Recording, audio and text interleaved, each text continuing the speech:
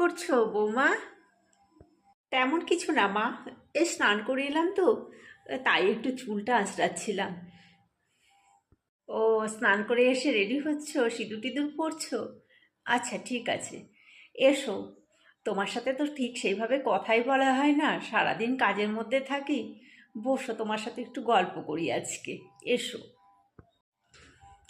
হ্যাঁ, বলুন মা, কি বলবেন বলছিলেন? বলুন।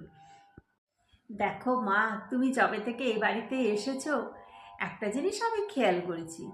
তুমি সবার সঙ্গে খুব মিলেমিশে সুন্দরভাবেই থাকো, কাজকর্ম করো নিজের মতন, সবার সঙ্গে হাসি খুশিভাবেই থাকো।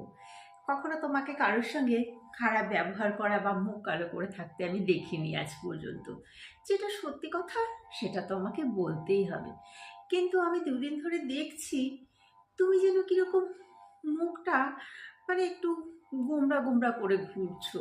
কাজকর্ম সবই করছো ঠিকই, কথাও বলছো, কিন্তু মুখটা একটু কেমন গোমড়া গোমড়া করে ঘুরে বেড়াচ্ছ। তোমার যদি কোনো কিছুতে কষ্ট হয়, তুমি আমাকে বলতে পারো মা। আমি তো তোমার মায়ের মতন। তুমি আমাকে বলো তোমার কি কষ্ট হচ্ছে, যদি আমি কোনো কিছু করতে পারি তোমার জন্য আর কি। না মা, আমার তেমন কিছু হয়নি। আর তার চাইতেও বড় কথা কি জানো তো মা, আমি না এসব ব্যাপার ঠিক কাউকে কিছু বলতে চাই না।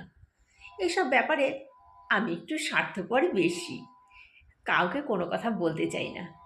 নিজেরটা নিজের মধ্যেই রাখতে একটু বেশি পছন্দ করি। বেশি ন্যাক্কা?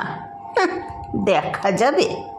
ই কমার্সে তোমাকে আমি হাড়ে হাড়ে চিনে গেছি।